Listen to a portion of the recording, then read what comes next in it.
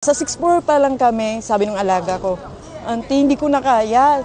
Hindi ko na talaga kaya magtumakbo." Kaya ate, kamusta ka po ngayon? Medyo kabado pa po dahil dun sa nangyari kahapon. Pero medyo okay na kahit papaano.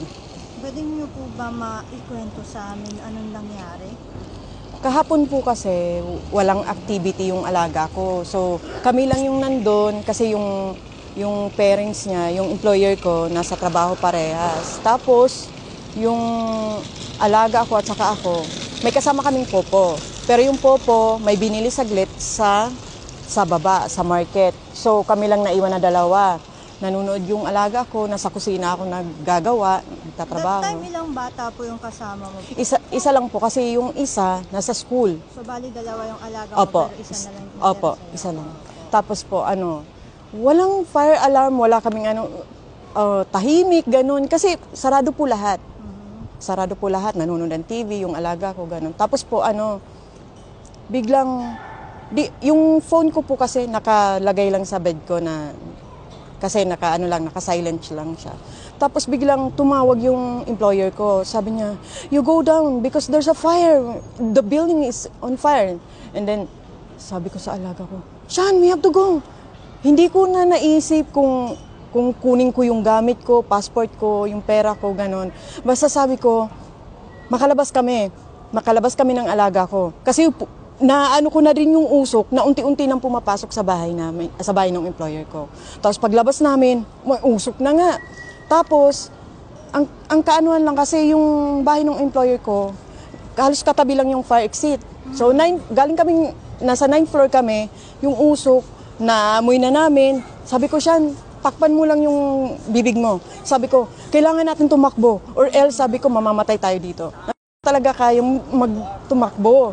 Sabi ko, hindi ko po siya binuhat kasi sabi ko, "Sean, kailangan nating tumakbo or else mamamatay tayo parehas dito.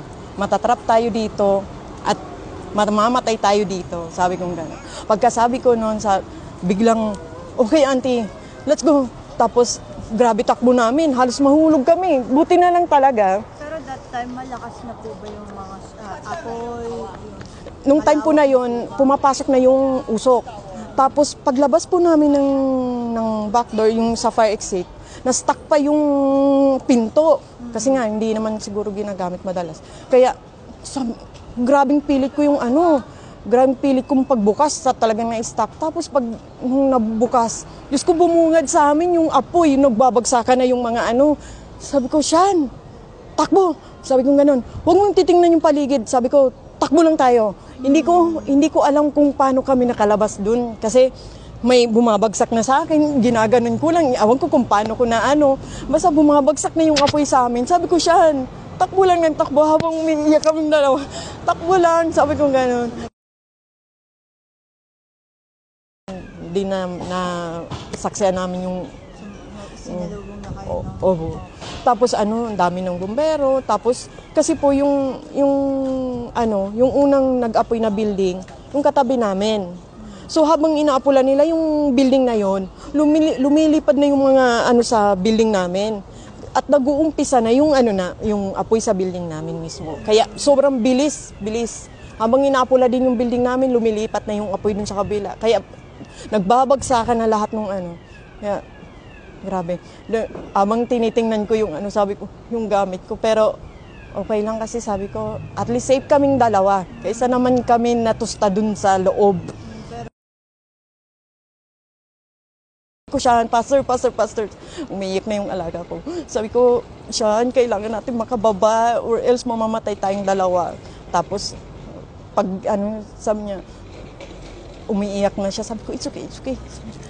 Napakalma ko din yung nakita niya yung lola niya.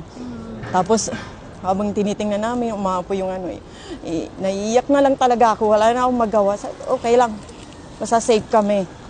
Kasi may pamilya akong nag-aantay sa Pinas. Yes, Ganun po.